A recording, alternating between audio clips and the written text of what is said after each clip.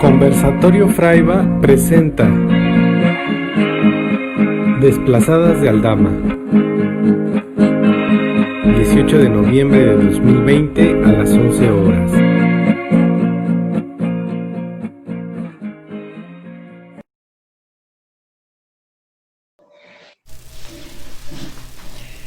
Muy buenos días, les saludamos desde la fría, lluviosa, pero hermosísima Jovel en Chiapas, en el sureste mexicano.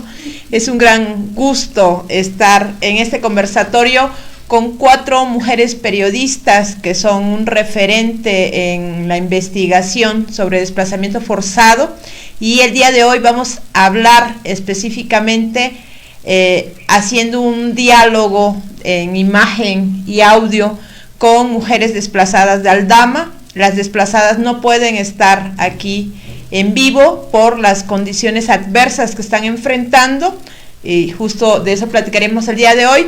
Queremos saludar a Ángeles Mariscal, que se encuentra desde Tuxtla Gutiérrez, Chiapas, Mari Peterson desde Tapachula. Hola, hola. Mari, allá sí hace calor. Aquí está haciendo mucho frío, ¿verdad, Maritza? Maritza Revilla. Muchísimo frío, mucho aire. Hola, compañera. Y Isabel Mateos, que también se encuentra por aquí. Muchísimas gracias. Una disculpa por empezar tarde, teníamos algunos problemas técnicos, pero ya los resolvimos. Muchísimas gracias por esperarnos, por encontrarnos aquí. Pues en primera vamos a platicar sobre estas experiencias del trabajo periodístico en zonas de conflicto. Lo que el Fraiba documenta son zonas de prácticamente guerra, ¿no? Tenemos algunos videos testimoniales de Peterson, donde justamente ella ha cubierto en medio de las balas, ¿no? Y una de las características de estas 4 mujeres, que yo admiro muchísimo por su trabajo, es que han estado directamente en comunidades desplazadas de Aldama, en algunas de las 13 comunidades de Aldama. Bueno, Isabel creo que ha hecho un recorrido por todas. Maritza y Ángeles, yo he estado con ellas cuando han entrado, y bueno, no me ha tocado acompañar a Mari porque ella va muy seguido a las comunidades de Aldama. Vamos a ver en primer lugar una videoentrevista que hizo Ángeles Mariscal a una mujer desplazada, y a partir de ahí vamos a platicar con Ángeles de este trabajo, ¿no? De lo que para ella ha significado estar en estas coberturas, escuchar estas voces y, bueno, compartirnos toda su experiencia. Pero es difícil de encontrar trabajo porque como ahora pues no tenemos nada. Nuestros terrenos ahí quedó todo, completamente todo. Nuestras pertenencias, nuestras cosechas que pues estábamos acostumbrados a sacar cosecha allá. Pero cuando nos quitaron todo, pues lamentablemente ya no tenemos nada que cosechar. Ahora pues estamos rentando ahora. No tenemos casa, nos quedamos sin nada. Tenemos que empezar de nuevo. Acá nosotros sufrimos día y noche del ataque del arma de alto calibre. Por ejemplo, hace apenas esta noche, casi toda la noche nos han ahora sí que disparado del otro lado. Entonces estamos viviendo una situación muy, muy difícil, que ni siquiera podemos salir a trabajar, a ir a ver nuestras cosechas de café. La otra parte ni siquiera podemos llegar a cosechar, a sembrar nuestras milpas, nuestros frijoles. Acá pues son 7 que han caído por ir a ver sus cafetales, ir a cosechar sus cafés, y entonces ahí caen, y más hay más heridos, sí, de acá del municipio de Aldama. Así es. Nosotros vamos a seguir peleando por las 60 hectáreas porque son nuestras tierras y queremos que se nos devuelvan, y también porque ahí es donde sacamos nuestros alimentos, nuestro sustento diario.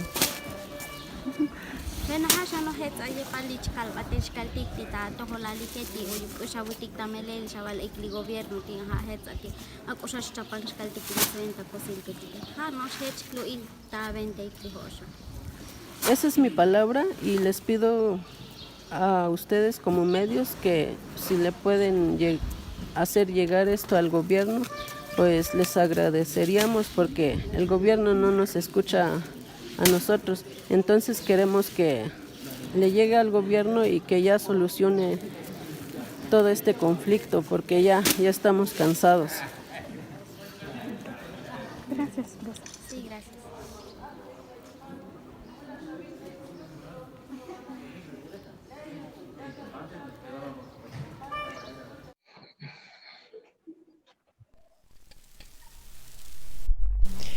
Pues queremos enviar un saludo a Jordana González, reportera de Contralínea, que nos acompaña en la distancia durante este conversatorio, nos está escuchando. Muchísimas gracias a Contralínea también por todo el trabajo de investigación muy rigurosa que hacen.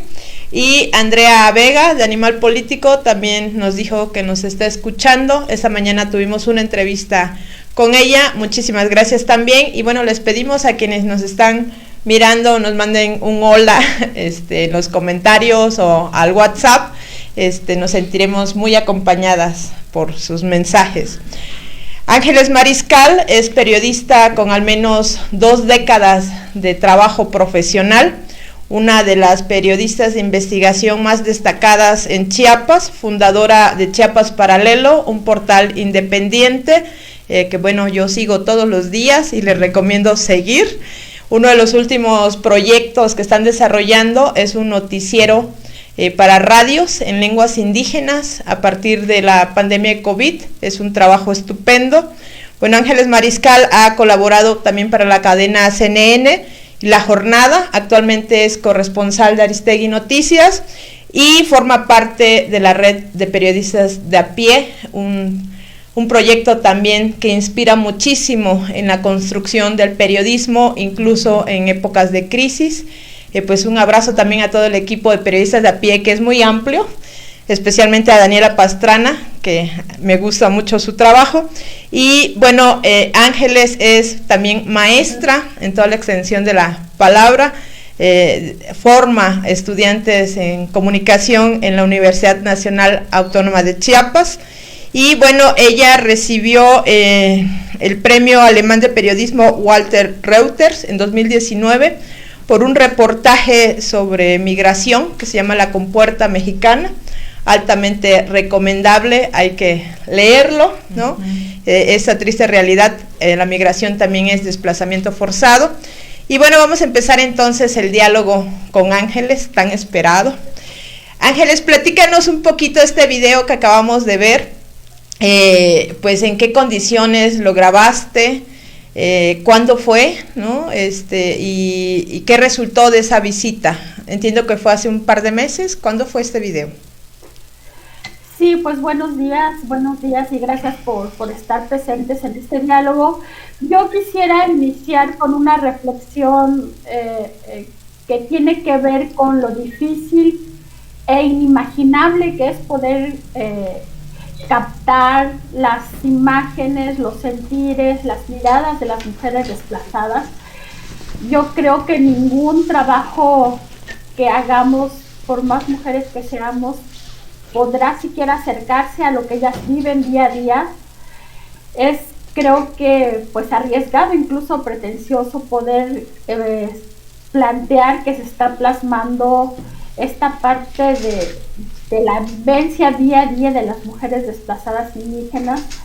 Lo que hacemos las periodistas son solo acercamientos esporádicos, son solo miradas desafortunadamente desde la distancia, por periodos muy cortos, porque es evidentemente muy difícil dormir, despertar, tratar de alimentarse, con la presión de las personas civiles armadas y con los disparos aquí sonándote en el oído todo el tiempo, ¿no?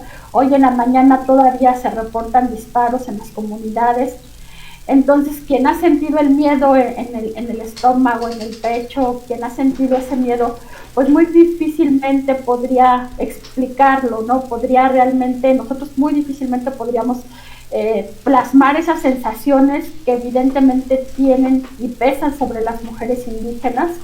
Entonces, desde aquí, pues, el señalamiento de que solo estamos haciendo pequeños acercamientos, que ojalá pudiéramos tener la capacidad para hacer acercamientos muchísimo más amplios, porque yo creo que esto sí evidencia o ayudaría a evidenciar la situación que viven realmente las comunidades, ¿no? Ahora, esta situación, como muchos y muchas sabrán, pues no es de ahorita, ¿no?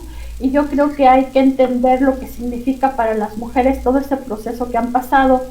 Hay una colaboradora del portal Chiapas Paralelo, la doctora Araceli Burguete, quien ha tenido acercamientos desde su perspectiva antropológica e histórica acerca de cómo han vivido esta problemática de los hombres y las mujeres de la zona.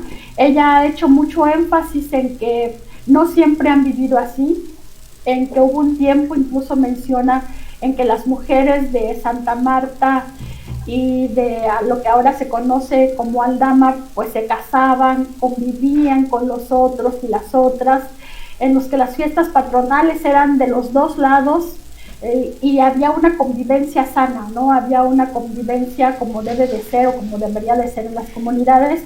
Sin embargo, nos habla de lo difícil que fue un error como muchos hay del Estado mexicano, al separar estas tierras de una manera arbitraria desde el escritorio y todo lo que desemboca. Ella nos empieza explicando esta situación y también hace una reflexión en que, pues si bien la Secretaría de la Reforma Agraria comete este error que le está costando la vida a muchas personas, después trata de remediarlo con algunos acuerdos que no se logran cumplir. Y finalmente hay otros actores, y yo sí quisiera hacer como que un recorrido un poco hacia atrás para poder entender el papel de las mujeres aquí en esta situación, ¿no? Porque en este recuento histórico que ella narra, explica que pues en el 94, con el surgimiento del Ejército Zapatista de Liberación Nacional, mucha de la población de lo que hoy se conoce como Aldama se integra como miliciana. Y entonces ahí, a partir de ahí, hay que recordar, precisamente ayer hubo varios conversatorios acerca de la formación de estos grupos y de lo que la Ley Revolucionaria de las Mujeres significó para cambiar todo ese proceso de patriarcado en las comunidades. Y esto es muy importante entenderlo, porque al menos yo en Aldama puedo ubicar ese liderazgo en las mujeres, ese liderazgo que están teniendo. Y esto es importante para entender cómo sigue este proceso de lucha aún con nuevos actores y sobre todo el énfasis en que la situación se empezó a desbordar, según nosotros lo hemos podido ver desde fuera, pues no sé, desde hace como 3-4 años, cuando estos nuevos actores, pues se trata de nada más y nada menos que grupos de civiles armados de corte paramilitar, y empiezan a presionar a las comunidades para apoderarse de este territorio, ¿no? Entonces ahí nuevamente, les insisto, salta el liderazgo de las mujeres que seguramente tuvieron una formación. Tengo entendido que muchas ya no son parte del Ejército Zapatista, algunas quizás sí, pero salta esta formación que tiene. Nosotros vimos, por ejemplo, ahí el testimonio de algunas, y no es un discurso de lamento, no es un discurso de llanto, no es un discurso que esté basado en una acción de sumisión o de subordinación.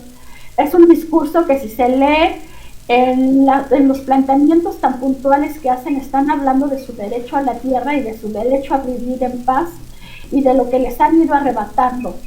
Y esto es muy importante tenerlo en cuenta, porque entonces podemos entender por qué persiste esta insistencia en que se le reconozca su derecho a la tierra y a esta región y al territorio. Entonces tú preguntabas cuándo fue esta visita. Esta visita fue ya con la pandemia encima, o sea, la pandemia fue otro de los elementos que vino a trastocar aún esta situación, fue ya con la pandemia encima. En este caso, pues el impacto aparentemente no ha sido tan grande en esta región, pero sí había ya la pérdida de empleos que se sumó a la pérdida del desplazamiento, y las mujeres y hombres que estaban viviendo ahí estaban en una situación de casi hambruna. En ese momento ya padecían una situación de pues prácticamente de hambruna. Entonces cuando se hizo esa visita fue porque se les estaba llevando alimento, ¿no? Se les estaba llevando algo de granos para poder subsistir algunas semanas más. No sé si en este momento se les ha proveído de más insumos, pero fue un momento difícil que después fue aumentando de intensidad. O sea, conforme pasan los días, yo observo que hay como que oleadas de violencia que bajan y vienen, bajan y vienen.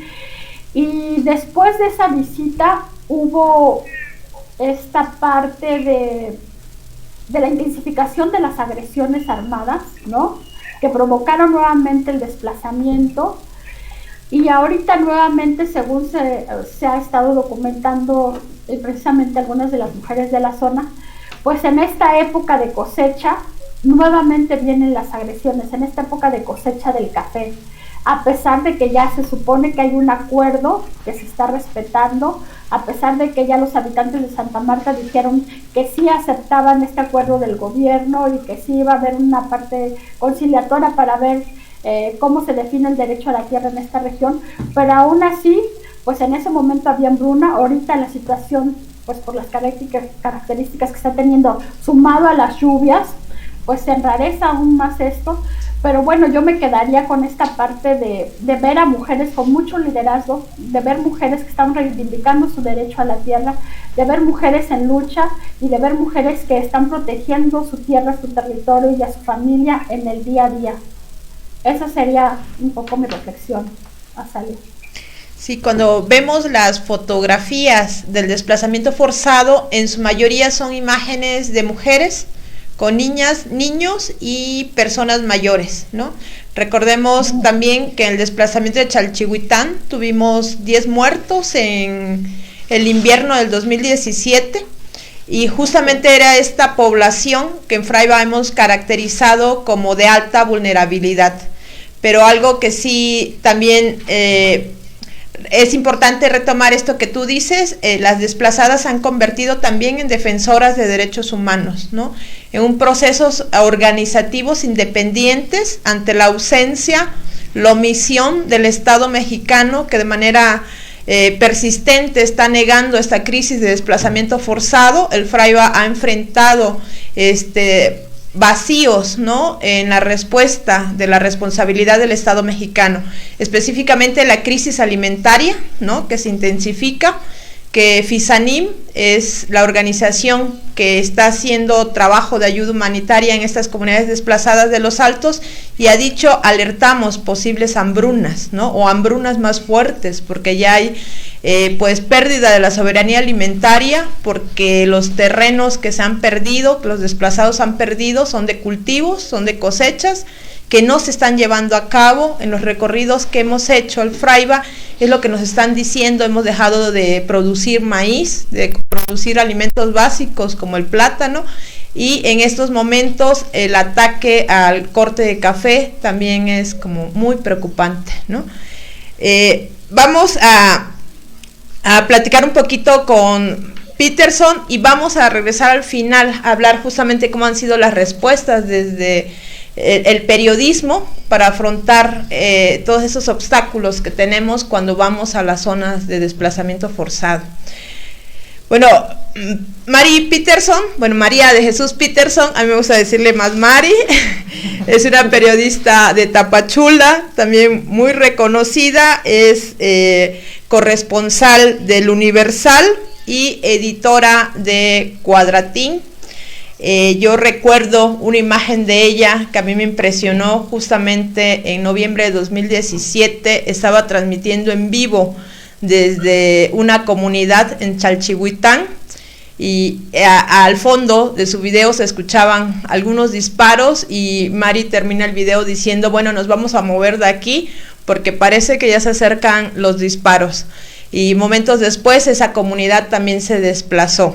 Desde entonces, pues Mari ha entrado a estas zonas de conflicto y también nos ha dejado testimonios muy importantes de lo rudo, digamos, esta realidad que a veces es difícil mirarlo, ¿no? Es muy difícil mirar las fotografías de Mari porque nos muestran lo que se está viviendo. A veces uno pensaría, ¿y estas fotos son actuales o de qué año son, ¿no? Vamos a mostrar unas fotografías de Mari que fueron tomadas de marzo del 2018, cuando empieza el desplazamiento forzado en Aldama, a algunas como más recientes del 2019. Podemos compartir las fotografías de Mari Peterson.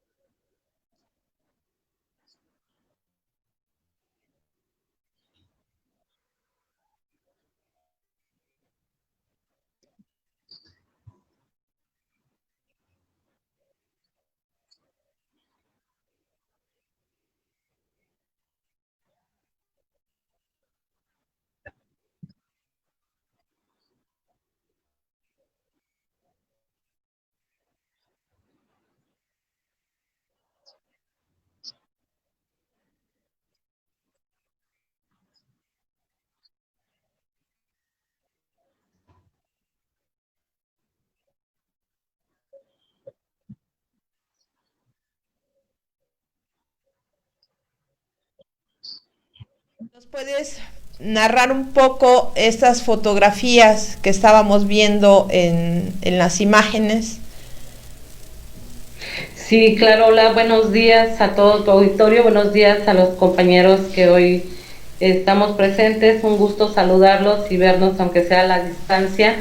Y bueno, sí, estas fotografías son una pequeña parte de lo que se refleja en estas comunidades indígenas, en estos desplazamientos forzados por pues la pelea por un territorio. Son 60 hectáreas de tierra que se están disputando entre Aldama y Santa Marta, Chenaló, y realmente, como tú lo comentabas, amiga, pues yo entré a Chalchihuitán en momentos muy difíciles, donde era bastante peligroso entrar. Estaban los ataques a varias comunidades, estaban los desplazados en el monte. Desgraciadamente fallecieron 10 personas, como tú lo decías, fallecieron por diferentes circunstancias, por hambre, por frío, por enfermedad, entre ellos muchos niños, a otros aún no nacidos, ancianos, adultos mayores, mujeres, y uno más que fue asesinado en el momento del ingreso de los grupos armados de corte paramilitar. Y fue una situación muy difícil, la verdad, a la que pues uno como mujer también se enfrenta, entrar a lugares muy peligrosos, siendo madre de familia, siendo pues mujer, pero eso pues no nos impide, ¿no?, estar en primera línea, de documentar ese sufrimiento, esa situación de violencia hacia comunidades originarias. Sobre todo los que más sufren son las mujeres y los niños, son quienes pues se llevan la peor parte de toda esta situación, ¿no? Yo creo que los niños con muchos traumas psicológicos, las mujeres con mucho miedo, pero también han logrado vencer ya ese miedo, porque ellas ya están exigiendo paz, están exigiendo sus derechos, el derecho a la tierra, como mencionaba la compañera Ángeles, y es una situación bastante difícil, muy triste, muy lamentable. Es ver los rostros de las mujeres, de los niños, cuando empiezan las ráfagas, cuando empiezan los disparos. he sido testiga de cuando van los vehículos y les agreden con armas de fuego a nuestros vehículos. Cuando he ingresado nos han agredido, hemos tenido que parar, hemos caminado también entre los cafetales tratando de no ser visibles. Sin embargo, también hemos sido blancos, nos han disparado, y pues es una situación, la verdad, muy lamentable, muy triste, porque si nosotros que entramos un momento y escuchamos esos disparos, escuchamos el peligro en que están nuestros hermanos indígenas, imagínate ellos que están todos los días con esta situación de violencia, con esta situación pues de, ¿cómo te diré? Pues un ataque psicológico, ¿no? Están ellos todos los días enfrentando esta situación de violencia. Psicológicamente muchas madres están desesperadas y pues temen que les pase algo a sus hijos, como vimos en una de las gráficas que pasaron con María Lunes, la chica de 15 años que estaba tejiendo, bordando, cuando fue alcanzada por una bala perdida en el rostro. Y la situación no solamente que fue agredida, sino en cómo es que los regresan a sus comunidades en un lugar de incertidumbre, en un lugar de alta peligrosidad todavía, y en un lugar donde ella estaba convaleciendo y estaba pues desplazada, tirada en el suelo, con una crisis emocional bastante difícil. Nos comentaban sus papás en una de las entrevistas que hicimos.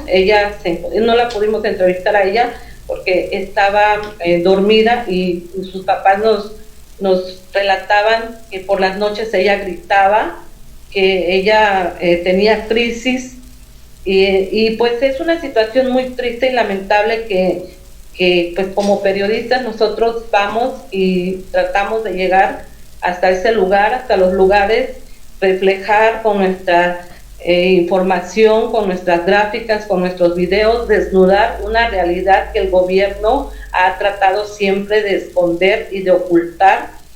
Sin embargo, gracias a muchas como Ángeles, como Isabel, muchas compañeras y compañeros que han ingresado a estas comunidades, pues se ha logrado desnudar toda esta situación. Sin embargo, pues vemos que de repente no es suficiente, porque el gobierno no hace nada, siguen los ataques todos los días, tenemos reportes de agresiones armadas, y parece ser que al gobierno no le importa, parece ser que no le interesa, pone oídos sordos a toda esta situación.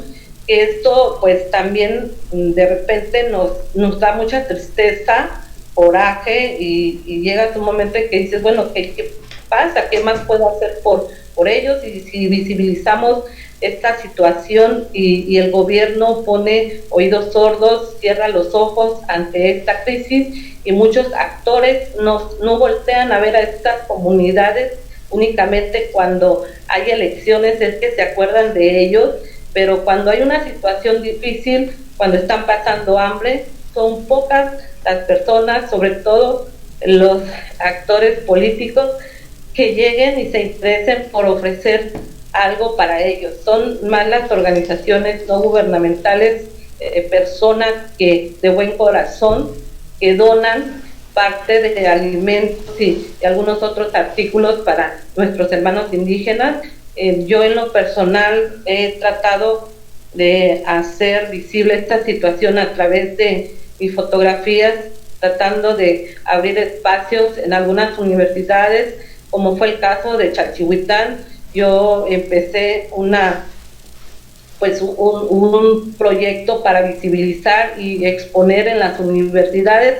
Me fue cerrada las puertas, me cerraron las puertas de las universidades, y eso fue muy lamentable para mí, y también desaparecieron fotografías de mi compañero Juan de Dios García Davis con un tema de migrantes, que actualmente no han aparecido, no las han regresado, y esto te lastima más, ¿no? Esta situación que debería de solidarizarnos, debería de unirnos para exigir justicia junto con las voces de las mujeres los hombres de Aldama y de otras comunidades como Chalchihuitán, que también están en desplazamiento forzado.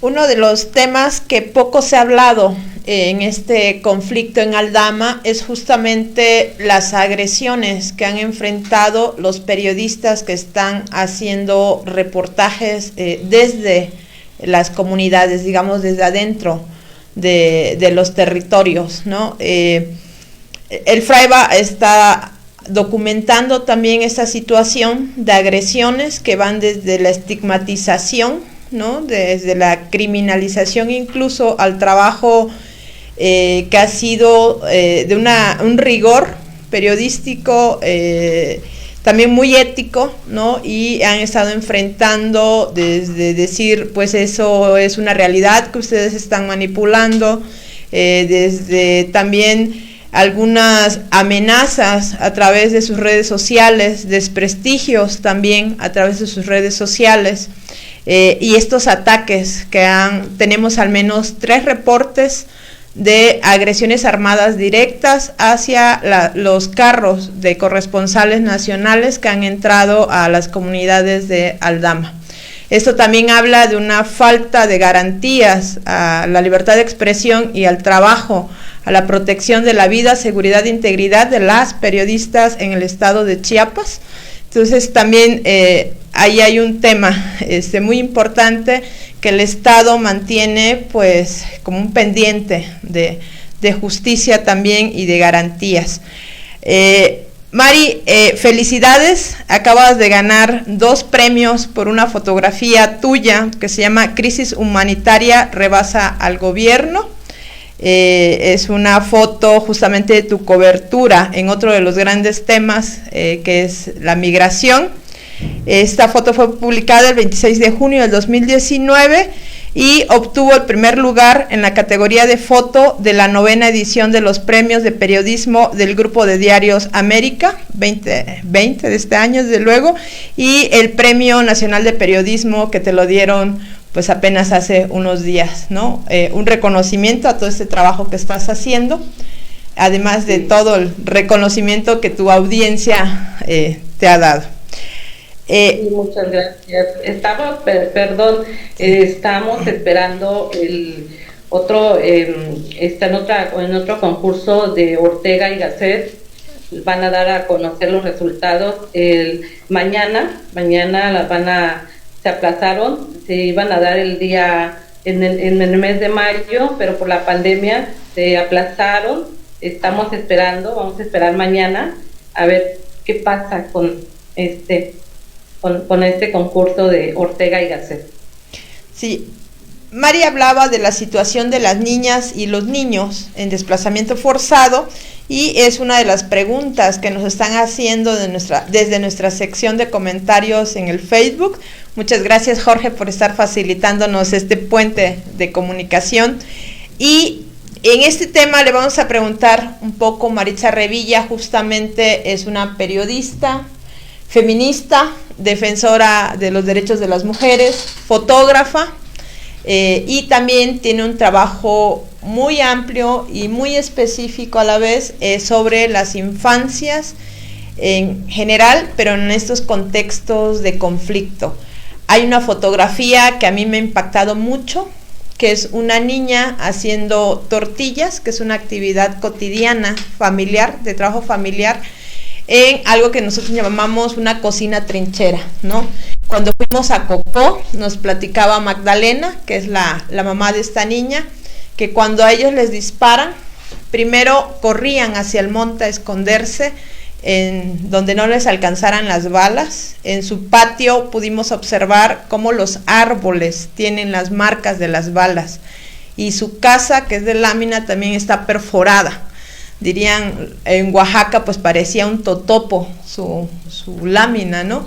Entonces nos explicaron que ellos estuvieron muchos meses en el monte en el 2018, pero después empezaron a regresar poco a poco a su casa, y entonces lo que hicieron fue, del lado de la cocina, construir un muro de concreto, que es actualmente también la forma en la que en el último mes en Aldama han estado protegiéndose, construyendo muros de concreto. La secundaria también de Cocó, que tiene una vista hermosa, las montañas de la región son preciosas, impresionantes.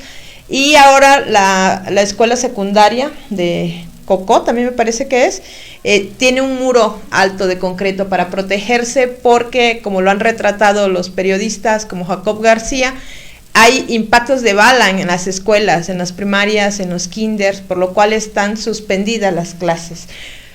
Maritza, platícanos un poco esta situación que tú has pues platicado con las madres y con los niños mismos, ¿no? Gracias, Osalia. Gracias por la invitación a este conversatorio y mi reconocimiento a las compañeras que están aquí hoy compartiendo la mesa, el conversatorio, porque creo que el lugar desde donde informamos es muy importante en relación a lo que queremos que la gente conozca de lo que está sucediendo, y creo que el trabajo que están haciendo las compañeras y que intentamos hacer cada día parte del respeto a la situación y a las personas que están viviendo en estas situaciones, y al reconocimiento justo de la agencia de estas personas, ¿no?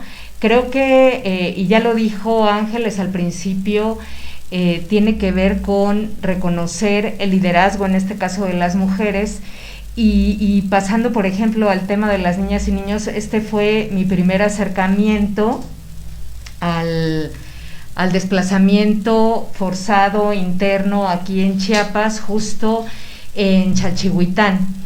En 2018 fui a visitar el campamento de Xiximtontic con la intención de justamente visibilizar qué está pasando con las niñas y los niños.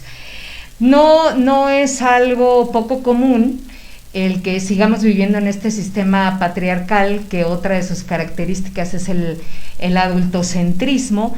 Entonces, a las niñas y niños, la mayor parte del tiempo, en todos los lugares, en todas las partes del mundo, o en la gran mayoría, se les ignora, se considera que este ser niño o niña son como una personita en pequeño que no reflexiona, no piensa, no se da cuenta de lo que está pasando a su alrededor. Y en este caso quise acercarme a las niñas y niños de este campamento para platicar de cuáles eran sus impresiones, sus emociones, lo que estaban experimentando a partir de esta experiencia del desplazamiento. Y pues ellas y ellos hablaban justo del miedo de pronto ver a toda la familia corriendo, de escuchar los balazos, de cuidarse de las balas y, entre otras cosas, de perder sus espacios, de dejar sus cosas, de dejar su espacio de protección, su casa, el lugar donde han crecido, sus juguetes, sus cuadernos, a de pronto moverse e incluso dejar de ver a otras niñas y niños o de su familia, o que son queridas y queridos, y que muy pocas veces se habla con estas niñas y niños de cuál es su impresión de lo que está pasando, su opinión, qué les gustaría, de qué tienen miedo, ¿no? Entonces me pareció importante en este sentido, y en aquel tiempo, ahora no tengo la cifra actualizada, pero en aquel tiempo eran 3.500 niños y niñas en desplazamiento.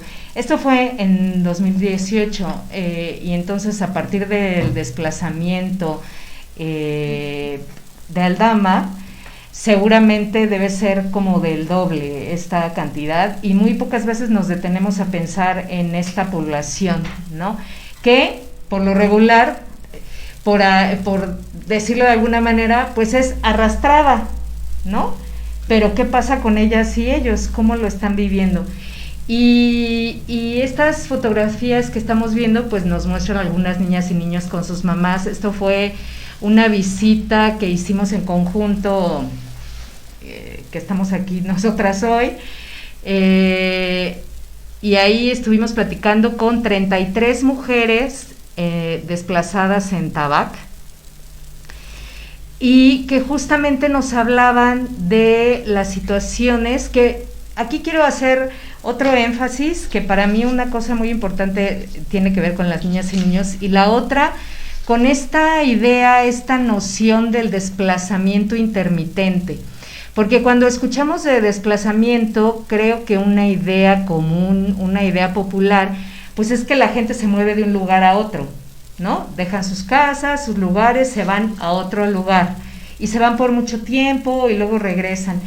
Pero lo que estamos viendo aquí con estas familias son lo que se llama este desplazamiento intermitente, en el que puede ser que en un mismo día salgan de su casa, vayan a dormir a otro lado, pero regresan en el día, o no, o se van 2-3 días, pero regresan a su casa, o incluso puede ser que vivan con otras familias que viven un poco más arriba de la zona que está más cerca de los ataques y regresan después, o que tienen que rentar una casa ahí cerca, ahí mismo, y regresan a su casa.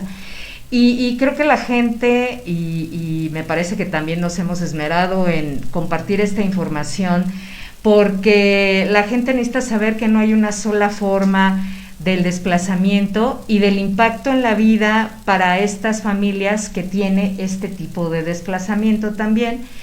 Por ejemplo, pensando en una de las compañeras que nos hablaba ese día, que decía, y me enseñaba el brazo lleno de piquetes de mosco, porque al dormir en los cafetales están expuestas a los bichos, a la lluvia, al frío, pero a lo mejor muy pocas personas se habían detenido a pensar en el ataque de los moscos por la noche, ¿no? Además del hambre, del frío, de estar expuestas a la lluvia, también es esto, y obviamente la preocupación por no tener que darles a sus hijas e hijos para que se alimenten, y era, yo creo que una de las cosas más importantes que platicaba cada una, combinada con el miedo, obviamente. Y creo que, volviendo a lo que decía al principio, es fundamental trabajar desde el respeto a estas personas con las que nos encontramos en la vida, y que podemos ser un medio para que otras personas se encuentren con ellas y reconozcan la situación que están viviendo. Para el caso del desplazamiento forzado de Aldama, estamos hablando de 13 comunidades. En marzo del 2018 empezaron a atacar a 5 en la línea del río con los límites con Chenaló, y para el 2019 esta zona de ataque se amplió y ahora hablamos de 13 comunidades, por lo que son más de 3,000 personas que se encuentran en un contexto no solo de desplazamiento forzado, sino también de impactos diferenciados sumamente fuertes, ¿no? Que van desde la crisis alimentaria a la salud tanto física como emocional, también los impactos en la cultura. Y específicamente quiero mencionar, el FRAIBA hemos documentado al menos 5 agresiones a menores de edad, al menos, pudiera haber más. Nosotros tenemos las historias desde un menor de 2 años que fue herido mientras jugaba en su casa, es decir, esta es la vida cotidiana que está siendo interrumpida en su tranquilidad. Él estaba pues jugando, su casa en ese entonces era de madera y él estaba pues en el piso de tierra a un lado de su mamá. Esta es una de las características de los ataques a mujeres y niños, que son en sus casas haciendo actividades cotidianas. Ya lo decía Mari, el caso de la niña en Cocó, donde ella estaba tejiendo, ¿no? Hay otras historias donde son niños, bueno, adolescentes que van a las parcelas y en el camino les han disparado, y ahora pues con la situación de pandemia se complica mucho porque ya no pueden salir a los caminos, por ejemplo, para ir a las escuelas que además están doblemente interrumpidas, pero pues también por el miedo a estos ataques. Y quiero recordar también a Antonia de Banavil, que ella no murió directamente en un ataque, pero sí murió en el desplazamiento justo por las consecuencias, ¿no?, de vivir en desplazamiento, que también tiene que ver con las muertes en los campamentos en Chalchihuitán. Y solo quería mencionar rápidamente, a propósito de la cocina trinchera, a María Magdalena Santis Pérez, que es mamá de 12 niños y niñas entre 4 y 38 años, y que justamente es su casa. Su hija se llama Catarina y ella es la niña que está haciendo tortillas ahí en la cocina trinchera, y que para mí ha sido como muy simbólico, significativo, que en este trabajo de conocer a la familia de María Magdalena, casa a la que después regresamos con Rodrigo Soberanes, a quien le mando un saludo, a hacer otras entrevistas con las hijas a propósito de las alternativas económicas que también han tenido que modificarse de alguna manera, ¿no? Ha sido significativo. Después, hace poco, dándome cuenta que Catarina, esta niña de Cocó, que aparece en esta fotografía de la cocina trinchera, y Catarina Santis también, pero de 42 años, que es una mujer que conocí en el campamento de Xiximtontic, que es abuela de 2 niños y que estaban en ese campamento en aquel entonces. Entonces, recordando a estas mujeres que han estado en el desplazamiento también. Sí, desde luego mandamos un saludo a Rodrigo Soberanes, uno de los periodistas que han mantenido una cobertura pues permanente del desplazamiento forzado en la zona Altos. Él fue el primer periodista en entrar a Aldama, junto con el fotógrafo Carlos Ogas de Regeneración Radio, que también le mandamos un gran abrazo. Y bueno, esto lo mencionamos para quien quiera conocer justamente pues toda la crónica fotográfica que hay en torno al tema. Hay archivos pues muy buenos, tanto en calidad técnica como pues toda la parte de contenidos. Y bueno, nos mandan saludos desde Italia, desde Argentina, muchísimas gracias. Así se siente menos frío, ¿no? Desde Monterrey y desde luego desde la hermosísima Veracruz, allá, muchas gracias por escucharnos. Nos están haciendo también algunas preguntas que vamos a intentar responder después de escuchar un audio que tenemos en tzotzil y después la traducción al español, para escuchar la voz directa de una de las mujeres desplazadas de Aldama.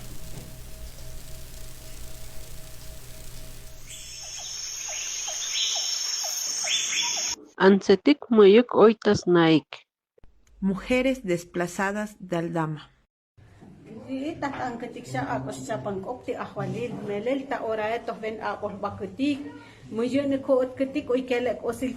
Santa Marta ha oyelek osil. Petak ang ketik sukulik ti akwalil ak osas Japan po ketike mo yik ich bilit ketik tamu. Hun oskaltik ti buch jichok tamu ke hun os ti buch skel ti akwalish kaldike.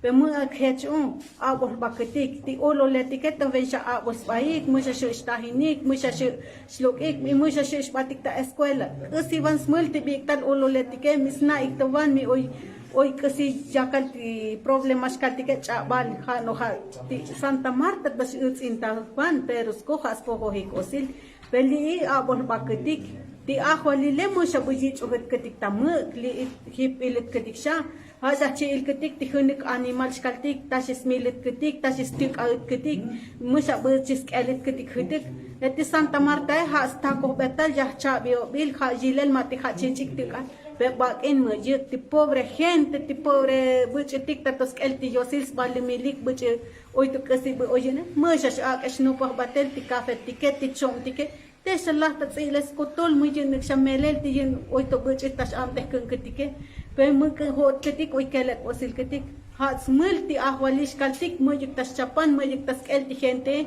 beti tas kanti yam tel kaltike baz yin melel tas kotol ti chal tas chapan ti kopet tas chapan ti problemat ti beti problemas kaltike pe bak in chabal nakano silas kanti yam tel kusis kan koti ta ahwalilale pe ma khetas melel ja alal tungan sakal chut inta ti gente kaltik mujik tas kel mujik melel tas chapan te abol baketik ti tatuk aelet ti bachishana wet ketike el bilit ketiko peti gente skaltike o shahunchem ti lahik sa ti tatuk ael skaltike I o shahun ti lahem skaltike pet jan vel ti muskota pase skaltik ti tasis milit ketike hun kalkakal mi oito buchla mi oito bucham pe ha sa metas mulin ti ahwali skaltik ti muyik buchis kelet ketik mele yo sa ono ha ti chopol ahwalil muyik sa melel ti jen tato si kelet ketik ti jit ketik tatam te sa abon baketik ili justo que te takan de ketik svokol ti ahwalil ti akos chapan jen melel to kesha ti vokol ketik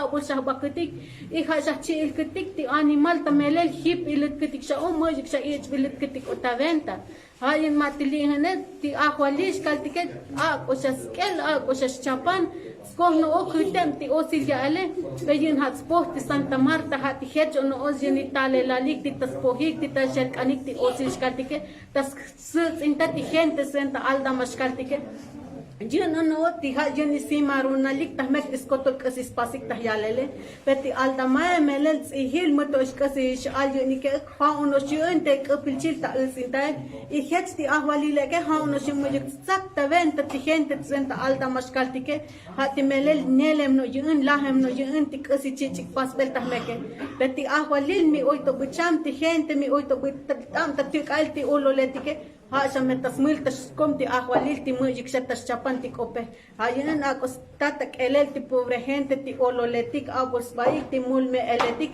tes mukos aik o siya maasatetik o siya mele mo siya shiltis baike abos sa sak sa te chokitas ahuhung kakal peti gente te shita Santa Marta ma aksat stata hakel ma aksat stata kelel mi oito buchi awasa ha ti yin kechetel ti miles kaltik ti tanae ti ke ti buti shihile ketike yin te mala bilet ketik ti takosil ketike ti takafe ketike mele ha ono shun te awal baketik mele ti Santa Marta ush keshav yin mele uno kaltik ti yin ha elek usiletik ti chalike yin mele kosil ketik shipe mal kono yunik ha yun ti alda maskaltike Lo que queremos es la solución inmediata del conflicto agrario, porque nosotros estamos sufriendo muchos estas agresiones armadas, porque nosotros no somos los ladrones del territorio. Los ladrones del territorio, los que nos despojaron nuestras cosas y nuestras tierras son los de Santa Marta. Ellos sí son los ladrones, así como también sufren los niños ante estas agresiones armadas, porque son disparados desde la distancia cuando asisten a las clases. Por otra parte, el gobierno solo toma una parte y está protegiendo, y es el lado de Santa Marta, y está protegiendo a los grupos armados. Nosotros ni nos toma en cuenta lo que le decimos al gobierno, porque tenemos varios muertos y varios heridos. Si un día vuelve a suceder otro incidente, el único responsable será el gobierno por no resolver este conflicto. Y ya lleva mucho tiempo, sino que se ha ido agravando más esta situación. Porque hay niños y personas adultas y enfermas que se tienen que salir huyendo de sus casas cuando nos vienen a atacar. Y todavía el gobierno protege a los grupos armados y a nosotros nos humillan y nos ponen a un lado como si fuéramos unos animales. Ahorita no estamos trabajando nuestras tierras, nuestras parcelas, nuestras milpas, porque si nos ven estos grupos armados, nos disparan como animales, nos cazan. Y le pido al gobierno que atienda esta situación y que le dé una solución, porque las tierras que nos los despojaron, los de Santa Marta, porque ellos son los ladrones, aunque ellos dicen que somos nosotros, y eso no es cierto, porque son ellos mismos que nos han robado esas tierras, y que les dé vergüenza por ser ladrones, porque esas tierras están pagadas. Es todo mi palabra. Espacio de comunicación del Centro de Derechos Humanos Fray Bartolomé de las Casas, desde Jovel, Chiapas, México, una coproducción con la Que Huelga Radio.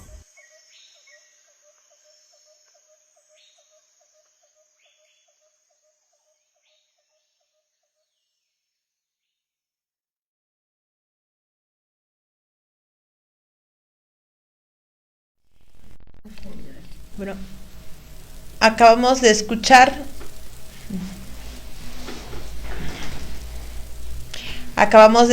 el testimonio de una mujer de Aldama. Nos han pedido que no pongamos nombre ni la ubicación específica de la comunidad por el riesgo que ellas sienten, ¿no? Este testimonio fue grabado en septiembre, en un contexto muy difícil de ataques. Al día siguiente de nuestra visita hubo un herido y bueno, a la semana siguiente otro herido. Entonces un poco justificado que las mujeres nos pidan no dar los nombres. Lo vamos a tener disponible en nuestras redes para quienes deseen escucharlo o retransmitirlo. Está en Tzotzil y está en español. Y pues es impresionante la rabia que muestran también. Como decía Ángeles, son mujeres con un alto grado de organización y de conciencia. Nosotros decimos son defensoras. Y pues ya muestran también una determinación muy grande en la exigencia al Estado mexicano. Justamente nos están preguntando las firmas que se están recabando, cómo ayudan a la situación. El Fraiba pues ha hecho llamamientos pues muy constantes, ya perdí la cuenta de las acciones urgentes, pero son más de 10 en este año. Y desde el 2018, pues de manera cotidiana le mandamos intervenciones tanto privadas como públicas al Estado mexicano para asumir su responsabilidad. Entre las exigencias, tanto de las comunidades como del Fraiba, que acompaña a las comunidades desplazadas de Aldama, pues se encuentra en primera la investigación, el desarme y la sanción a los grupos civiles de corte paramilitar, que son responsables de la violencia que se incrementa en la región Altos de Chiapas. También otra de las exigencias es pues la atención a las personas en desplazamiento forzado, que es algo que ha costado muchísimo. El Estado no cuenta con una estrategia integral ni eficaz. Pareciera que lo que hace es solo dar algunas pequeñas pues suena terrible, pero así nos lo dicen en las comunidades, como si fueran migajas para entretener y que no se denuncie públicamente, pero es insuficiente, ¿no?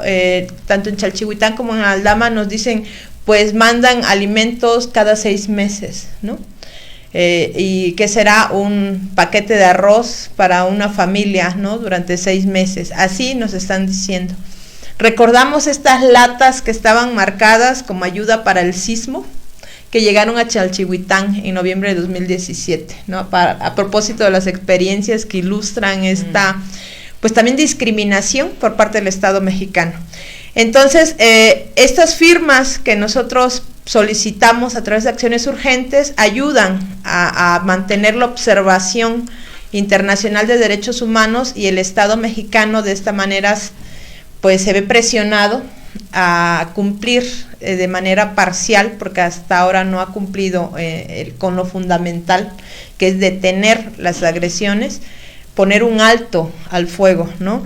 Aquí nos mandan una pregunta que pues desde luego para quienes nos están escuchando de parte de los grupos civiles armados, pues ellos pudieran contestarla, porque es ¿quién financia las armas y las balas? ¿No? El gasto, digamos, en dinero de estos ataques que se mantienen días y noches, pues es bastante elevado. Estamos hablando de calibres también altos.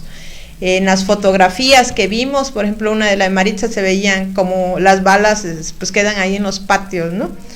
Pues bueno, la ayuda, la solidaridad es necesaria, difundir la información. Nosotros les invitamos a entrar a las páginas de internet, tanto de Ángeles como de Mari, de Maritza, de Isabel y muchos otros fotógrafos y periodistas. Pues más de una docena de periodistas han entrado a la región. Un abrazo a Isaac Guzmán, que es otro de los fotógrafos que han documentado el conflicto, y desde luego pues todo el cariño para Luis Aguilar, que ahora está un poco enfermito, pero desde aquí le mandamos muchos cariños, y son justamente sus fotografías de septiembre del 2020 que acaba de publicar La Hojarasca en una serie que se llama El Camino Sin Fin, las que dan la dimensión de lo último que está pasando. Son las fotografías más recientes, digamos, las de 2020. Les invito a verlas, búsquenlas en la página del Fraiba. Y vamos a platicar con Isabel Mateos. Ella es fotoperiodista. Yo decía, de las pocas mujeres que se nombran fotoperiodistas en Chiapas, corresponsal de una agencia nacional muy importante que se llama Cuarto Oscuro. Y las imágenes de Isabel son justamente también una crónica muy cercana, ¿no? Ha hecho recorridos, yo me atrevería a decir que conoce las 13 comunidades en desplazamiento forzado, y se ha mantenido también pues durante días y noches platicando. No son solo las imágenes, esto es lo que se ve de su trabajo, pero pues atrás hay pues reportajes muy profundos, ¿no? ¿Qué tal, Isabel? ¿Cómo estás? Hola, bueno, pues muchas gracias por invitarme, y es un placer y un honor compartir este conversatorio con mis compañeras y con el Fraiba, por supuesto, que siempre me abrió las puertas y me ha ayudado mucho a realizar mi trabajo una y otra vez. Y bueno, como retomando un poco las intervenciones de Marisa y de Azalia en esto, es como a mí me hace como un cortocircuito todo el tiempo, como el Estado todo el tiempo intenta de minimizar el problema, ¿no? Creo que algunas semanas, no recuerdo cuándo, en la mañanera el presidente dijo que esto era un problema de pobres contra pobres, ¿no? Como si fuera algo muy sencillo de asimilar, y en el que un grupo pequeño está peleando con otro grupo, sin pensar en que es algo tan complejo que, por ejemplo, no podríamos tratar de entender el problema de Aldama si no complejizamos y no analizamos el paramilitarismo en Chiapas, ¿no? Que empieza desde los años 40 tal vez. Entonces, ¿cómo actúan estos grupos armados? ¿De dónde vienen estos grupos armados? Y cómo las mujeres tienen esta visión de estos grupos, ¿no? De esta existencia, de estos agentes que parecerían para el Estado invisibles, ¿no? Que regresan, que pasan por ahí, y hay como toda una organización de estos grupos en el que van en una camioneta y van bajando por grupos, y existen 3 en una zona, 4 en otra zona, y utilizan armas grandes, ¿no? Y entonces la población, que probablemente estaría como muy alejada de armas grandes y todo eso, empieza a aprender de armamentos, ¿no? Y empieza a ver que existen diferentes calibres y existen diferentes tipos de balas incrustadas en mi cocina o en mi columna, ¿no? Como Artemio, que hace poco fue herido. Entonces como que eso siempre me causa shock, ¿no? Porque yo que intento ir lo más posible, intento documentar, intento visibilizar esta violencia que se vive en esta pequeña comunidad, y como el Estado dice, solo es un problema de pobres contra pobres, ¿no? Entonces para mí es como bien complejo eso, y también como por el hecho de que el desplazamiento forzado es un concepto como tan amplio. Entonces parece que el Estado dice, no es desplazamiento forzado porque regresan a sus casas rápido, ¿no? Entonces no, pues así se desplazan y es forzado porque hay violencia, porque hay armas, hay disparos, y entonces se van un rato porque tampoco es que tenga dinero para pagar una renta e irme 3 meses a otra comunidad, ¿no? O sea, no existe eso. Entonces es un desplazamiento intermitente, como decía Marisa y como bien lo explicaba ella, ¿no? Entonces, y bueno, no sé, por ahí querría como empezar, ¿no? Como para tratar de entender que el problema es como muchísimo más complejo, pensando en toda la violencia y la organización que las comunidades tienen, ¿no? Que es súper importante, que pareciera que eso es lo que quieren matar, ¿no? Porque como dicen las 4 o 5 compañeras que están aquí, hay una base organizativa muy, muy compleja y muy visible, ¿no? Porque cuando existen estos desplazamientos forzados internos, algunas de las comunidades ya tienen un lugar al cual ir, ¿no? Donde se reúnen. Entonces las mujeres ya saben quiénes cocinan y empiezan a cocinar para todos. Entonces tú ves esta base organizativa todo el tiempo en las comunidades y es como, pues, impresionante, ¿no? Porque a pesar de que se vive esta violencia, todos comparten, todos están y todos se ayudan en la comunidad, ¿no? No los de fuera hacia adentro, sino la misma comunidad, y todo viene como es. Hay una base organizativa muy, muy compleja y muy, muy visible, ¿no? Porque cuando existen estos desplazamientos forzados internos, algunas de las comunidades ya tienen un lugar al cual ir, ¿no? Donde se reúnen. Entonces las mujeres ya saben quiénes cocinan y empiezan a cocinar para todos. Entonces tú ves esta base organizativa todo el tiempo en las comunidades y es como, pues, impresionante, ¿no? Porque a pesar de que se vive esta violencia, todos comparten, todos están y todos se ayudan en la comunidad, ¿no? No los de fuera hacia adentro, sino la misma comunidad, y todo viene como este apoyo, ¿no? Para las mujeres, y las mujeres siempre están trabajando, ¿no? O sea, siempre están en friega, y entonces ahora vamos a alimentar a todos y ahí vamos a hacer tortillas para todos. Entonces, como, pues para mí es como impresionante esta fuerza que tienen las mujeres, los niños y todos, ¿no? Y que siempre la puedes ver, o sea, está como súper presente. Hay un tema que no hemos mencionado mucho, como el impacto económico hacia la vida de las mujeres que son artesanas en una región donde esta es una de las actividades principales. Tú has retratado a muchas de estas mujeres. Si nos quieres platicar un poquito qué es lo que están enfrentando las artesanas y lo que has podido ver desde tus fotos.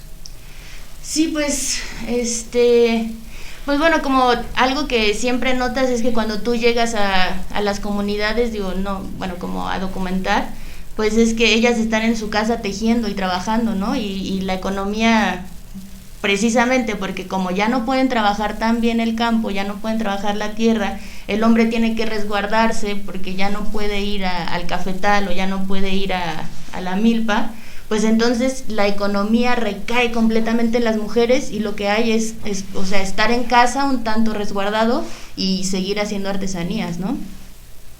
Que ahora con la pandemia se fue todo abajo porque pues ya no hay turistas a quien venderle, entonces ya no llegan a comprarles, y todo esto ha ido como, pues las mujeres están desesperadas, ¿no? Porque si bien ellas se quedan como con esta carga económica de la familia ahora, pues con la pandemia se acaba todo, ¿no? Entonces, pero siguen trabajando y siguen trabajando a disparar, sino que es que tengo que darle de comer a mis hijos, ¿no? Entonces, también lo que siempre me sorprende y pues podría decir que me duele un poco, que yo no es que me importe mi dolor en esta situación, ¿no? Pero como que sí lo pienso mucho, es que los niños están normalizando la violencia, ¿no? Entonces ahora se vive, pues sí, ¿cómo no vas a normalizar algo que es tan constante? Si 4 veces al día estás escuchando que están disparos y me tengo que mover y regresar, pues hasta parece ya parte de mi cotidiano, ¿no? Y cuando llego al campamento como de seguridad o de refugio, pues ahí juego, ¿no? Con mis amigos. Entonces empiezas a normalizar la violencia, y eso es súper preocupante, porque entonces la siguiente generación, si este problema no se resuelve porque sigue siendo pobres contra pobres y nos da igual, entonces los niños van a crecer con esta violencia sin problemas, ¿no? Y después ya no va a haber esta lucha que estas generaciones de papás están teniendo en este momento, ¿no? Entonces eso podría ser como bien preocupante, pero pues seguimos y ellas siguen, y eso es súper, o sea, para mí es impresionante la fuerza que tienen estas mujeres para seguir adelante día a día, pensando en que siempre va a haber disparos, ¿no? Y vivir dentro de la violencia. Sí, la normalización de la violencia, preocupante desde la misma posición del presidente Andrés Manuel López Obrador, ¿no? Y en el tema específico del desplazamiento forzado, justo una de las preguntas que nos hacían eran: ¿qué piensan ustedes como periodistas de las acciones que está haciendo el gobierno de Andrés Manuel López Obrador. Isabel se adelantó un poquito a platicarnos este discurso que intenta pues ocultar o maquillar, ¿no?, estas realidades que yo pienso a veces pues no son atendidas ni siquiera desde la parte discursiva, ¿no? Ya no hablemos de otros temas como la violencia hacia las mujeres que siguen como estas tendencias, ¿no? Nos están mandando otro mensaje que agradecemos muchísimo, estas palabras de aliento. Dice: admirable labor, mujeres valientes con este trabajo del periodismo que muestran esa triste realidad. Abrazo muy fuerte para todas y qué gusto verlas juntas, ¿no? A mí me gusta también vernos juntas. Este conversatorio era pues muy esperado desde algunos meses también, ¿no? Hemos ido bueno, yo he entrado al Dama con todas ellas. Creo que Mari nunca me lleva, nunca me invita cuando va. No nos invita. Pero bueno, hemos estado platicando con las familias allá. Y bueno, yo una pregunta que quiero hacerle a todas como una ronda más breve, y después ya iremos cerrando este conversatorio, es: estas historias que ustedes han vivido, han visto desde su trabajo como mujeres periodistas, si tienen alguna experiencia que haya transformado la forma en cómo ustedes están haciendo la cobertura de este tema. Ángeles, si nos quieres compartir algo que a ti te haya tocado muy fuerte durante estas visitas. Bueno, y no solo en las visitas, porque a veces también se hace ahora con las nuevas tecnologías, pues coberturas diferentes, ¿no? A la distancia también nos hemos tenido que reinventar. Ángeles. Ya, estaba cerrado. Sí. Bueno, en alguna ocasión que pasamos por Chenaló, donde están estos grupos de civiles armados, pues estas personas nos detuvieron.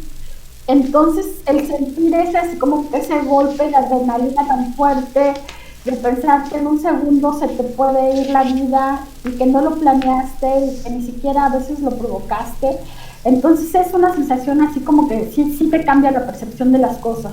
Ahora yo me imagino a las mujeres vivir con esas emociones que te digo, que son como golpes de energía que te atraviesan todo tu ser, pues a mí me hace muy, muy impactante. Entonces, desde entonces no paro de pensar en qué se siente, como habían dicho las compañeras, despertarse con la sensación de que en cualquier momento te pueden disparar, y sobre todo con esta parte del ser mamá, ¿no? El ser mamá de estos niños, pues a mí se me hace como que muy fuerte también, de pensar que tus hijos no están seguros, que ni siquiera tienes el alimento para darles y que tienes que defenderlos contra todo. Entonces yo creo que por eso las mujeres son tan fuertes ahí, porque tienen que solucionar cosas que ellas no pensaban que debían de solucionar y que no les toca solucionar.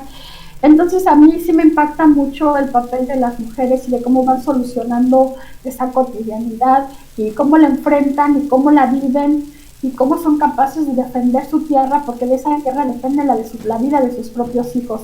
Entonces como que esas reflexiones siempre me han quedado. Yo las admiro, reconozco todo su trabajo, ¿no? Y como decían algunas de mis compañeras, pues a veces uno quisiera hacer más, ¿no? Uno se pone a pensar qué se siente despertarse con esas emociones, con esas sensaciones. Y ahorita que estaban tocando el tema del papel de las autoridades, honestamente a mí sí me sorprende que este gobierno en particular tenga esas posiciones tan parciales, porque ha sido parcial a favor de una de las partes, ¿no?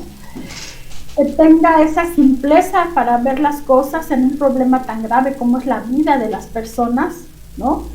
Y que ignore, porque prácticamente ignora y deja en manos negligentes y que tienen intereses diversos, como es el gobierno de Chiapas, y tienen intereses pues evidentemente metidos ahí, más allá de querer solucionar la situación. Entonces a mí se me hace un acto de negligencia muy fuerte. Creo que son responsables de esta situación. Yo sí los veo responsables, y sobre todo la simpleza con la que te dicen, pues estamos investigando desde hace 3 años, y no mueven un dedo para detener las agresiones armadas. Mandan policías, mandan militares que cuando ven los disparos pues se van, ¿no? Eso es no hacer nada. Y dejan a las personas ahí y no investigan de fondo lo que está pasando, que no solo impacta a Aldama, está impactando a toda la región. Y lo que se viene, lo que desafortunadamente observo que se viene, pues es la descomposición del tejido social, la violencia del tejido social, como vemos que pasa en otros estados del país, por grupos de la delincuencia organizada que están ahí tratando de posicionarse de este territorio y que están trastocando toda la vida comunitaria de esta población, que de por sí es muy frágil, ¿no? Entonces, todo eso pasa por mi cabeza y yo veo un escenario muy complicado, sobre todo para las personas que viven ahí, y también un escenario muy complicado para las mujeres y hombres que cubrimos esa información. Es eso. Muchas gracias, Ángeles. Justo estamos recibiendo en ese momento un mensaje, un reporte desde Aldama.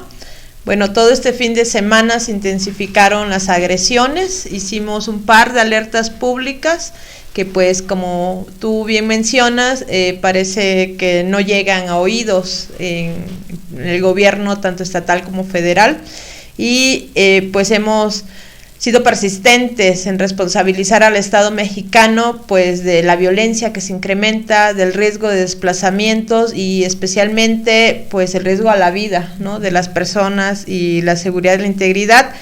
Esta mañana nos reportaban disparos de alto calibre hacia la comunidad de Tabac, hace un minuto nos llega un reporte de, al parecer hay otra persona herida en Aldama. Esperemos la información más detallada, porque en esta situación pues siempre fluye un poquito lenta los datos, porque las comunidades no tienen suficiente internet, y bueno, porque se prioriza la atención de la persona herida. Es difícil sacarlos de la zona, ¿no?, porque toda la línea de salida de las comunidades pues están vigiladas desde lo alto de Chenaló. Pero estábamos, Mari, justamente, pues, si nos puedes compartir también alguna experiencia que a ti te haya impactado en esta cobertura que has hecho en las comunidades de Aldama. Hola, sí, como tú lo mencionabas, en este momento hay reportes de una persona herida por arma de fuego, y bueno, como tú dices, están confirmando la información. Yo te quiero decir que tengo una admiración, respeto y cariño por las mujeres indígenas que están en desplazamiento forzado. Yo he aprendido de ellas su fortaleza. Para mí ha sido muy importante esa fortaleza que ellas tienen de enfrentar esta situación de violencia todos los días, y realmente a mí me ha servido bastante. Para mí ha sido un ejemplo, porque pues sales fortalecida de verlas cómo luchan. Es triste, también sales con una tristeza porque no sabes de qué forma vas a ayudarlas, ¿no? Uno quisiera, como decía Ángeles, hacer más por todos ellos, pero nos vemos incapacitados, ¿no? Si el gobierno está minimizando esta situación, pues te imaginas, ¿no?, cómo van a poder resolver, y todo esto pues hace más complejo, y hay más sufrimiento, ¿no?, en estas comunidades, que ellos lo que quieren es vivir en paz.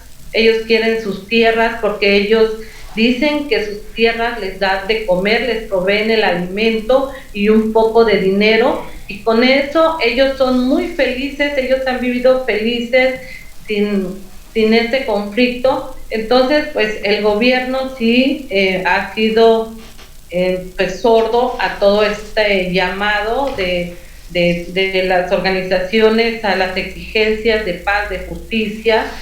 Ha sido apático, y realmente esto nos duele, Y yo en lo personal sí he vivido experiencias muy tristes. Yo recuerdo que cuando estuve en Chalchihuitán, cuando entré, yo pasé la Navidad con ellos, pasé el Año Nuevo con ellos, y realmente yo estaba muy triste porque no tenían que comer, los niños, las mujeres, los hombres, nadie tenía que comer, y era una situación demasiado triste. Fue una Navidad para mí, me marcó bastante, pero eso también me ha ayudado a ser muy fuerte, para no dejarlos, no abandonarlos, y estar siempre al pendiente de ellos, todos los días y a cualquier hora estar pendiente de lo que ellos están informando, de lo que ellos están viviendo, esa violencia contra estas comunidades, contra estas mujeres.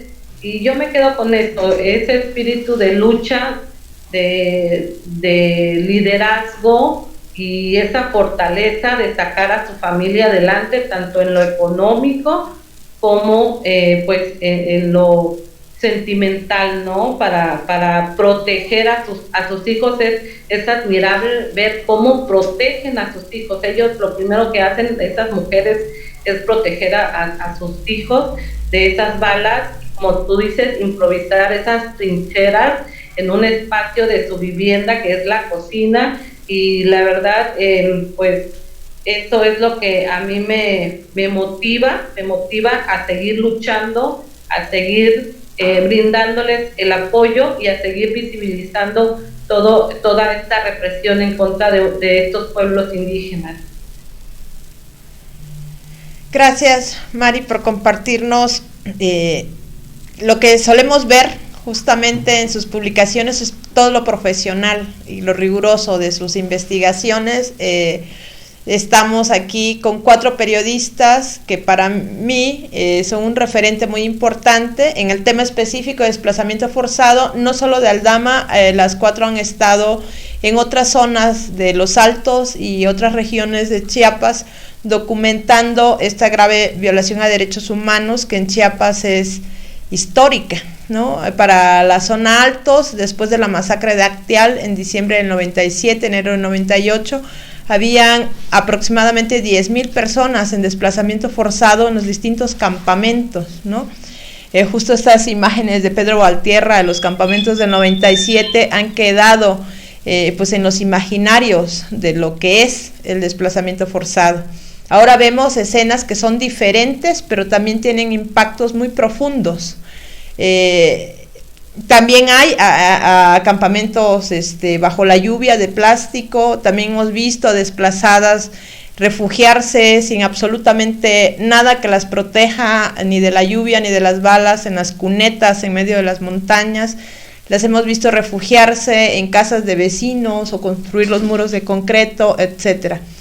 Estamos enfrentando un desplazamiento forzado con características muy específicas, ¿no? Que existe en Aldama, pero también en Chalchihuitán, las abejas de Acteal. Lamentablemente también hay desplazadas, familias desplazadas, y en otras zonas en la parte norte. Es decir, para Chiapas el desplazamiento forzado es constante, ¿no? Histórico, decimos nosotros. Menciono otros periodistas que han estado en la región coberturando, para quienes quieran buscar, documentar más. Mitzi Fuentes, corresponsal de F Noticias, que en agosto del 2020, como muchas otras periodistas, fueron, ¿no?, cuando hubo una ventana en esta violencia y pudieron entrar varios periodistas. Ella fue una de las que estuvieron haciendo entrevistas, búsquenla en internet. Juan David, desde luego, compañero de Mari en todas estas coberturas, hacen un muy buen equipo. Ernesto Ledesma, que tiene un seguimiento muy puntual, y bueno, le mandamos un gran abrazo, suele invitarnos a su programa Rompeviento. Muchas gracias, Ernesto. Cristian González, y pues un gran agradecimiento a varios periodistas que también a la distancia están dándole seguimiento de manera, profesional, porque ha habido también mucho estigma al trabajo. Maritza, compártenos, estamos en esta pregunta de cómo te ha impactado a ti, si hay alguna experiencia específica que haya hecho así como una transformación en tu trabajo periodístico a partir de estas visitas que has hecho a los territorios en conflicto. Pues yo creo que desde el primer día, con el primer acercamiento, y que es como reducir esa distancia, ¿no? El acercarte a hablar con la gente y conocer sus historias, platicando con ellas, que va más allá de leer la noticia y que a lo mejor sientas esa empatía, ¿no? Como vivir y vibrar también el miedo y todas esas emociones que se encuentran ahí.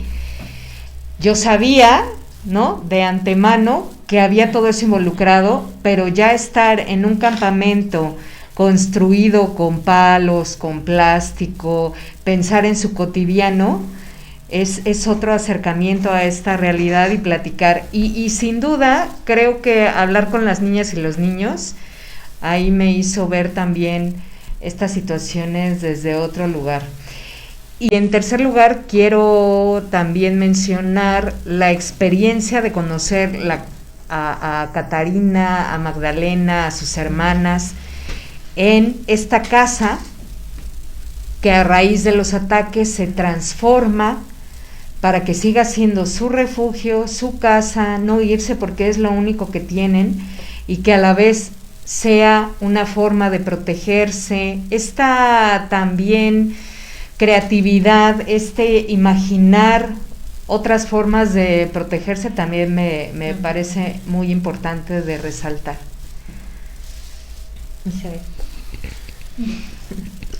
Bueno, no estoy muy segura si fue la segunda o tercera vez que fui a Aldama. Recuerdo que íbamos con don Cristóbal, quien es ahora un preso político y que justo lo agarraron días antes de la pandemia, y por esa situación no se ha podido seguir con su caso y los juzgados están cerrados y situaciones así. Pero él fue como, pues bueno, es una persona muy importante, creo que para todos los periodistas y para todos en la comunidad de Aldama, por su acercamiento y su lucha, por supuesto. Entonces recuerdo que íbamos con él, dos compañeros, Isaac Guzmán y José Carlos López, íbamos hacia las comunidades donde más donde más son atacadas, y entonces decidimos dejar el coche antes e irnos caminando. Y don Cristóbal nos hablaba de su mochila, ¿no? Porque él decía que la mochila ya la conocían los de Santa Marta, ¿no? Entonces yo recuerdo que pues bromeando entre los nervios y esto en el que podrías o no recibir disparos, y digo, la situación tan compleja de violencia que se vive ahí, y decía, no, pues don Cristóbal, le voy a regalar otra mochila, ¿no?, para que traiga diferentes. Entonces en ese momento yo veo mi ropa y no recuerdo el color que traía, pero traía un color bien visible, ¿no?, súper visible, que después en talleres de seguridad aprendí que cuando uno va a zonas de conflicto tienes que tener colores neutros, ¿no?, para no ser tan visible. Entonces como que esta situación, bueno, el vivir y dar cobertura a estas cosas, pues te va enseñando hasta cómo vestir, ¿no? Y que eso es muy importante para no ser un blanco tan fácil, ¿no? A pesar de que estos disparos, o sea, a mí siempre me ha sorprendido que siempre vas y los disparos parece que son al aire, ¿no? Porque en varias ocasiones, esa ocasión, como un par de horas después, empezaron los disparos, y recuerdo que yo solamente vi a don Cristóbal que se hizo pecho tierra, entonces todos lo seguimos y nos pusimos pecho tierra, ¿no?, mientras seguían los disparos, pero los disparos parece que nunca son dirigidos a ningún lugar, ¿no? Es como si fueran al aire, como para meter terror todo el tiempo, una situación como psicológica de miedo bien feo que se vive, ¿no?, en esos momentos. Entonces, pues creo que me ha enseñado a cuidarme más, ¿no?, a tener muchísima más precaución cuando uno hace estas coberturas, y darle la importancia y respeto suficiente, porque pues no es que como periodista traigas un escudo y no te va a pasar nada, ¿no? Y que no solo eso, sino que las personas que vas conociendo en el camino de tu cobertura en las comunidades, pues son atacadas todo el tiempo porque viven ahí, y vas conociendo, por ejemplo, don Cristóbal, que ahora desgraciadamente está preso, o Artemio, que es otro compañero de la comunidad de Cocó, que es el escribano, y ahora fue herido hace poco tiempo, fue de los últimos heridos, y no sé, ¿no? Como darte cuenta de esta fragilidad del ser humano también dentro de la violencia tan fuerte que se vive, que para el Estado es mínima, de pobres contra pobres nada más, ¿no? Y pues ya, creo. Bueno, desde el Fraiba seguimos exigiendo la libertad de don Cristóbal Santis, preso político, defensor comunitario de Aldama, que forma parte de esa criminalización hacia quienes integran el Consejo Permanente de Comuneros y Desplazados de Aldama. Quisiéramos ir ya cerrando esta plática, ¿no? Que, muchos aprendizajes, muchas cuestiones para reflexionar, incluida esa situación de cómo los periodistas van desarrollando protocolos de seguridad, ¿no? En estas zonas, y diríamos que nos van a servir para el resto de Chiapas, ¿no? Porque si vivimos toda una entidad que pareciera que pues la quieren así desde el poder, desde el Estado, porque no hay medidas eficaces para resolver distintos conflictos que hay en la entidad. Ya solo les pediría, si se despiden, si nos vamos despidiendo, un mensajito corto para despedirnos, y dónde encontramos sus trabajos, quienes queramos leer y conocer sus fotografías, dónde las podemos mirar. Ángeles, si quieres. Sí, pues aquí lo único que queda o que nos queda como periodistas es mantenernos atentas. Desafortunadamente pues la situación se va complicando cada día por la pandemia, ahora por las lluvias, entonces nunca falta, pero tampoco pues nunca faltará nuestra atención hacia estas regiones, hacia estas mujeres y lo que está pasando, y sobre todo lo que mencionaba, porque esa es una zona, un territorio que se está enrareciendo, y bueno, quienes tenemos varias décadas cubriendo lo que sucede en la región, vemos muy claramente los intereses que están ahí moviéndose. Vamos a estar atentas y atentos. Y bueno, los trabajos que en mi caso realizo, pues pueden consultarlos desde Chiapas Paralelo, también en el portal de Aristegui Noticias y en la página, a pie de página de la red de periodistas de a pie. Eso. Mari. Gracias, pues agradecerles a Fraiba la oportunidad que me dan para este conservatorio, con compañeras muy destacadas, brillantes, y que nos hemos topado siempre ahí en varios eventos. Y bueno, desde aquí yo quisiera pues decirle a nuestros amigos de Aldama, de Chalchihuitán, de las comunidades en desplazamiento forzado y que están siendo aterrorizados por estos grupos de corte paramilitar, que no están solos, que estamos pendientes de ellos, aunque no estemos viviendo ahí, pero estamos al pendiente de ellos, estamos a todas horas esperando, viendo que no les pase nada, y que tienen nuestro apoyo y solidaridad. Siempre vamos a estar pendientes de ellos y visibilizando lo más que se pueda toda esta agresión, toda esta injusticia en contra de estos pueblos indígenas. Muchas gracias, Mari. Maritza. Pues mi trabajo lo encuentran en la página de Global Press Journal, y a mí en Facebook también con este trabajo como Marisa con 2 S Revilla. Ahí. Y pues sí, recordarle a la gente que busque información, que lea, que investigue y que comparta, ¿no? Bueno, pues muchas gracias por todo esto. Creo que fue un conversatorio súper rico y súper interesante para tratar de entender las hebritas que salen de ahí, de un tema tan complejo como es el desplazamiento forzado en Chiapas. Y bueno, en mis redes sociales podrían encontrarme, soy Isabel Mateos, está Instagram, Facebook, y claro, en la página de cuartooscuro.com, que ahí estará todo mi trabajo de la cobertura de Aldama y de otros temas aquí en Chiapas. Y pues muchas gracias. Les invitamos a firmar la acción urgente más reciente que tenemos respecto al Aldama en la página www.fraiba.org.mx y en nuestras redes sociales de Facebook, Twitter e Instagram. Nos encuentran como CDH Fraiba. Pues quiero darle un gran abrazo, estoy como muy contenta, muy entusiasmada de haberlas escuchado, de aprender con ustedes, las he visto trabajar, las leo de manera muy cotidiana, ¿no? Yo siempre bromeo y digo que cuando sea grande quiero ser una mujer periodista. En Chiapas tenemos muy buenos ejemplos de periodistas, pero bueno, ustedes 4 que están justamente desde Chiapas haciendo este trabajo de investigación. Solo queremos informarles un poquito más y con esto cerramos.